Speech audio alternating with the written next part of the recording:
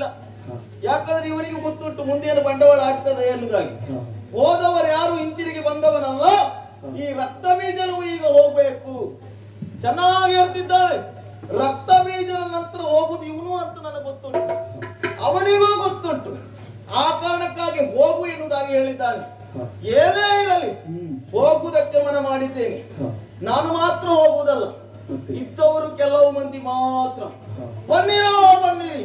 ಸಂಸಾರ ಎನ್ನುವಂತ ಶರದಿಯನ್ನ ದಾಟುವುದಕ್ಕೆ ಅಸಾಧ್ಯರಾದವರು ಮುಕ್ತಿಯ ಪಥವನ್ನು ನಾನು ತೋರಿಸ್ತೇನೆ. ರಕ್ತ ಬೀಜರನ್ನ ಹಿಂಬಾಲಿಸುವ ಮುಖೇನವಾಗಿ ಆ ತ್ರೈಜಗದಂಬಿಕೆಯ ಪಾದವನ್ನು ನಾವು ಕಟ್ಟಿಕೊಳ್ಳುವ. ಯುದ್ಧದ ಮುಖೇನವಾಗಿ ಹೊರತು ಶರಣಾಗತಿ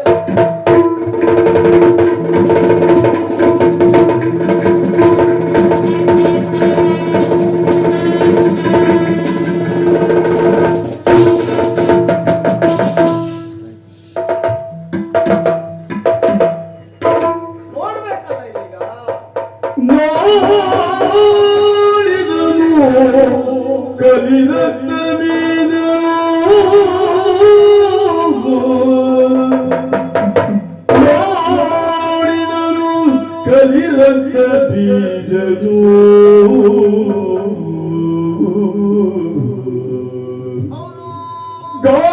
ಗಾಢಗಳಲ್ಲಿ ಕುಳಿತ ಶಿಲೆಯನು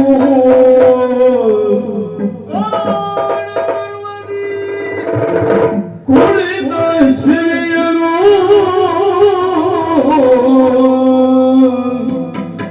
ಪಾಡಿದನು ತನ್ನೊಳಗೆ ಇವಳನು ತಿಳಿಯದಿನಿತಾಯಿತೆ. ಪಾಡಿದನು ತನ್ನೊಳಗೆ ಇವಳನು ತಿಳಿಯದಿನಿತಾಯಿತೆ.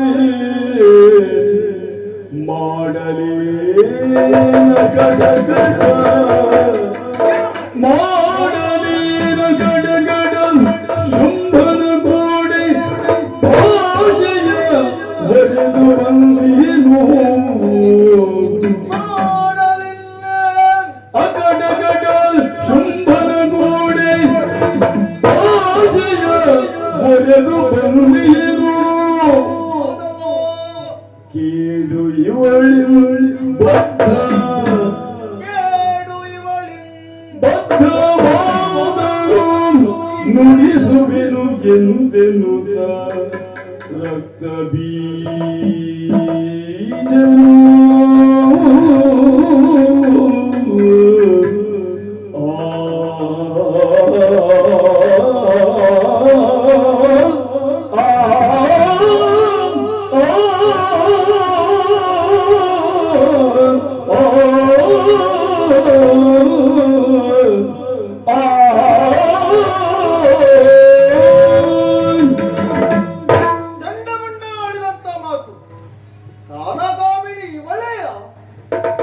ಇವಳನ್ನ ನೋಡುವಾಗ ಒಮ್ಮೆ ದಿಗ್ಭ್ರಮೆಯಾದೆ. ಮಾತ್ರವಲ್ಲ, ಸುತ್ತಲಿನ ಪರಿಸರವನ್ನು ನೋಡಿದಿರೋ. ಕಾಡು ಕತ್ತಲೆಯಿಂದ ಕೂಡಿರುವಂತಹ ಕದಂಬ ಕಾಂತಾರವಿದು. ಸೂರ್ಯ ಕೋಟಿಯೇ ಒಮ್ಮಿಂದೊಮ್ಮೆಲೆ ಉಮ್ಮಳಿಸಿದಂತ ಅನುಭವ ಈಗ ಆಗ್ತಾ ಉಂಟು. ಮಾತ್ರವಲ್ಲ, ದುಷ್ಟ ಮೃಗಗಳ ಹಾವಳಿಯನ್ನೆನಿಸಿಕೊಂಡಂತ ಈ ಕದಂಬ ಕಾಂತಾರ ಎಷ್ಟು ಅನ್ಯೋನ್ಯತೆಯಿಂದ ಕೂಡಿದೆ, ತಂಪಾಗಿ ಕಾಣಿಸ್ತಾ ಉಂಟು. ಬದ್ಧ ದ್ವೇಷಗಳನ್ನೆನಿಸಿಕೊಂಡಂತ ಹಾವು ಮತ್ತು ಮುಂಗುಸಿ ಒಂದಾಗಿ ಇದ್ದಾವೆ. ಈ ಕಡೆಯಲ್ಲಿ ನೋಡಿದಿರ ಹರಿಣ ಹಾಗೂ ಹುಲಿಗಳು ಆಟವಾಡ್ತಾ ಇದ್ದಾವೆ. ಇದಕ್ಕೆಲ್ಲ ಕಾರಣ ಈ ಕಾಮಿನಿಯೇ ಅಲ್ವೇ? ಹಾಗಾದ್ರೆ ಚಂಡಮುಂಡರಾಡಿದಂತ ವಿಷಯ ಸತ್ಯವೇ? ಶುಂಭ ಬಯಸಿದ್ದು ಸರಿಯೇ ಎನ್ನುವುದಾಗಿ ಆಲೋಚನೆ ಮಾಡಿದ್ರೆ ಇವಳನ್ನ ಬಯಸಿ ಶುಂಭ ದಾನವ ಕೆಟ್ಟ. ಮಾತ್ರವಲ್ಲ, ತಾನೂ ಕೆಟ್ಟು ತನ್ನವರನ್ನೆಲ್ಲರನ್ನ ಕೆಡಿಸುವ ಹಾಗೆ ಮಾಡಿದ್ರಲ್ಲ ಶುಂಭ ದಾನವ. ಅವನ ಮತಿಗೆ ನಾನೇನಂತ ಹೇಳಿದೆ. ಆದರೂ ಒಡೆಯನ ಆಜ್ಞೆಯನ್ನು ಹೊತ್ತು ಬಂದಿದ್ದೇನೆ. ಅವಳನ್ನ ಮಾತಾಡಿಸಲೇಬೇಕಲ್ಲ.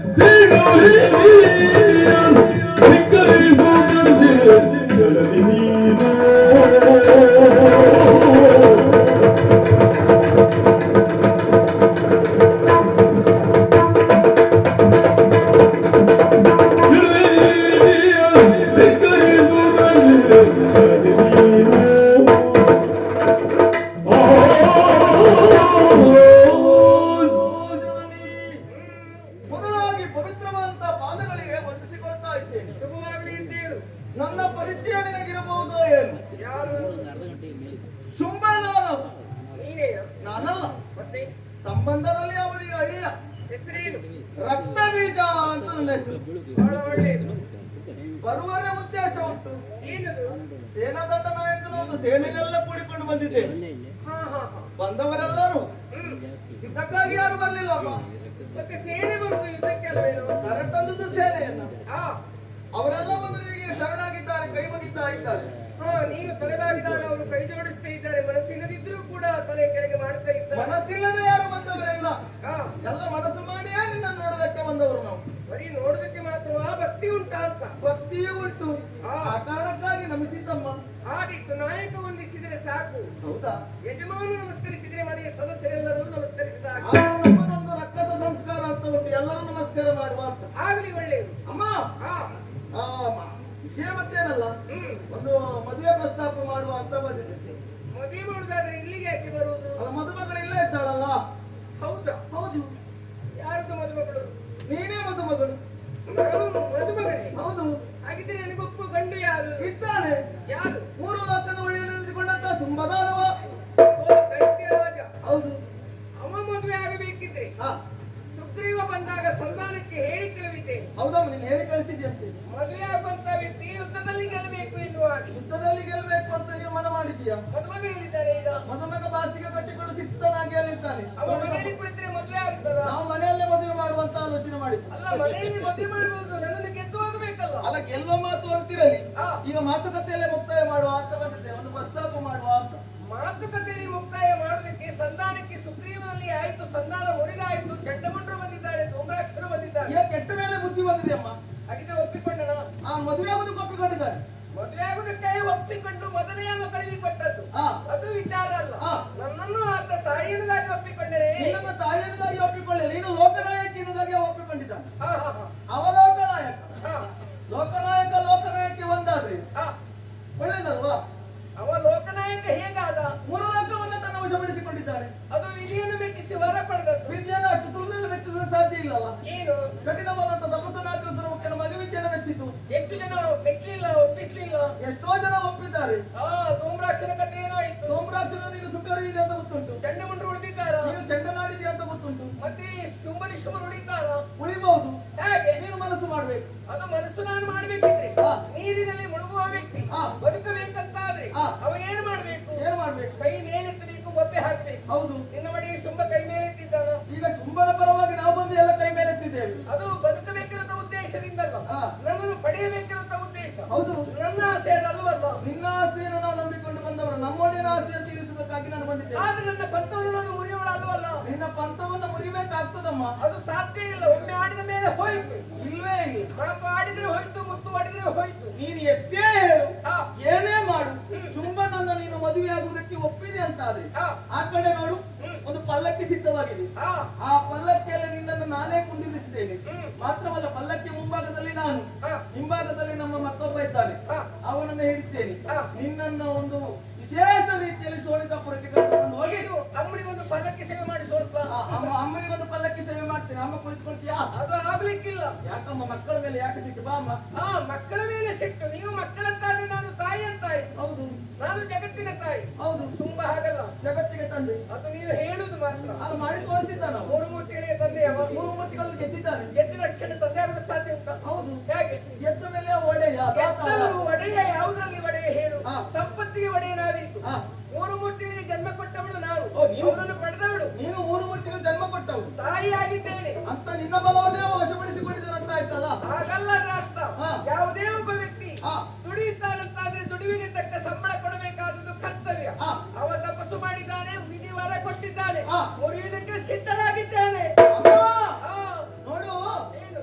ನೀನು ಜಗತ್ತಿಗೆ ತಾಯಿ ಅಂತ ಹೇಳಿ ಹೇಳ್ತಾ ಇದ್ದೀಯ. ಹಾ. ನಮ್ಮ ಪ್ರಕಾರ ಹಾ. ನಮ್ಮ ಧನುಜ ಕುಲಕ್ಕೆ ಅವ ತಂದೆ. ಹಾ. ಈಗ ಸಂಬಂಧ ಏರ್ಪಡುದು ಬೇರೆ ಬೇರೆ ಕಡೆಯಿಂದ. ಹಾ. ಒಂದಾಗಿ ಸುರಮುಖವಾಗಿ ಗಂಡ ಹೆಂಡತಿ ಆಗುದು. ನೀನು ಭಕ್ತಿ ಅಂತಾದ್ರೆ ಮುತ್ತಿನ ಪಲ್ಲಕ್ಕಿ ಉಂಟು. ಹಾ. ಬಾರದಿರೆ ಏನು ಮಾಡ್ತೀಯ?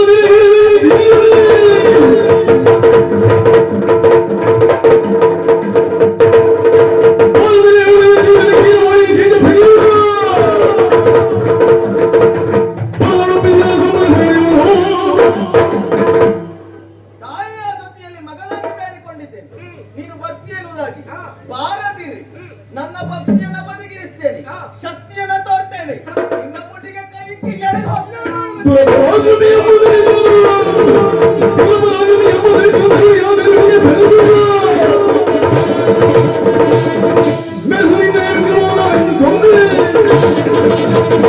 ರಕ್ತಬೀಜಾಸುರ, ನೀನೇನೆಂಬುದನ್ನು ಅರ್ಥ ಮಾಡಿಕೊಂಡಿದ್ದೇನೆ. ಆ. ಮೊದಲೇ ಹೇಳಿ ಕಳುಹಿದ್ದೇನೆ. ಆ. ಅಂಬಿಕೆ ಮದುವೆಂಬಿನ ತುದಿಲಿರುವ ಮಾತೆ, ಆ. ಮದುವೆ ಆಗಬೇಕಾಗಿರುವಂತಹ ಶುಂಭ ಆ. ಅವ ಇಲ್ಲಿಗೆ ಬರೆದು ಬಿಟ್ಟು ರಣ ಹೇಳಿ ಅಂತಲ್ಲಿದ್ದಾನೆ. ಆ. ನೀನು ದೊಡ್ಡ ಬಂಡ. ನೋಡುವ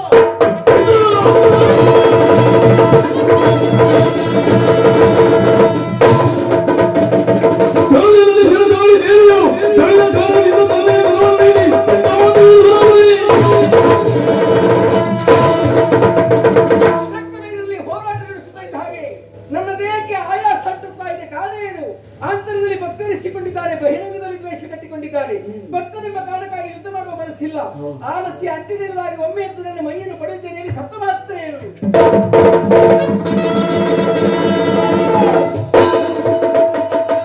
ವಾರಾಯಿ, ವೈಷ್ಣವಿ, ಇಂದ್ರಾಣಿ, ಕೌಮಾರಿ, ದುರ್ಗಿ, ಕಾಳಿ, ಮಹೇಶ್ವರಿ 7 ಮಂದಿ ಒಟ್ಟಾಗಿ ಆ ಧನುಜನಿಗೆ ಕೊಂದು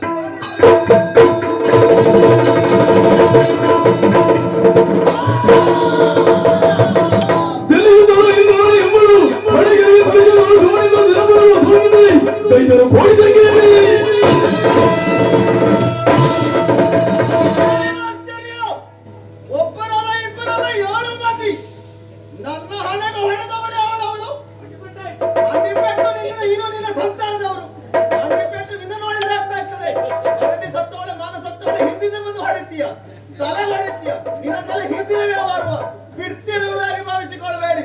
ವಿಶೇಷವಾಗಿರುವಂತಹ ವರ ಒಟ್ಟು ಅದು ಹಣೆ ಇಲ್ಲಿಗೆ ಬಂದು ಏನ್ ಮಾಡ್ಲಿಕ್ಕಿಲ್ಲ. ನೋಡು, ನನ್ನ ಒಂದು ಹನಿ ರಕ್ತದಿಂದ ಕೋಟಿ ಕೋಟಿ ಮಂದಿ ರಕ್ಕಸರ ಉದ್ಭವ. ನಿಮಗೆ ತಕ್ಕ ಪಾಠ ಕಲಿಸ್ತೇನೆ.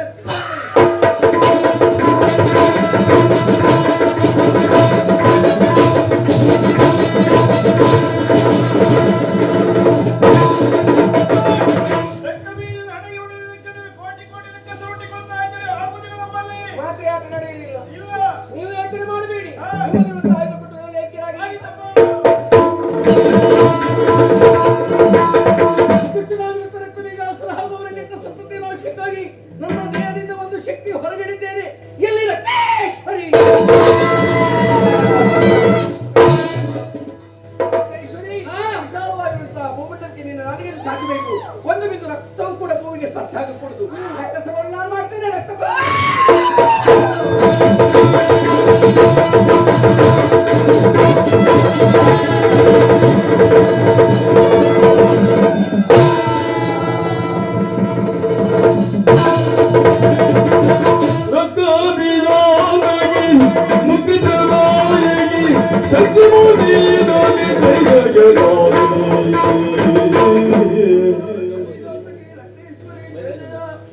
ರಕ್ತೇಶ್ವರಿ, ದುಷ್ಟ ರಕ್ತ ಸರ್ವದಿಗಾಗಿ ನಿನ್ನ ಹುಟ್ಟಾಯಿತು. ಭೂಮಿಯಲ್ಲಿ ಯಾರು ಭಕ್ತಿಯಿಂದ ಆರಾಧಿಸ್ತಾರೋ ಭಕ್ತರ ಉದ್ಧಾರಕ್ಕೆ ರಕ್ತೇಶ್ವರಿ.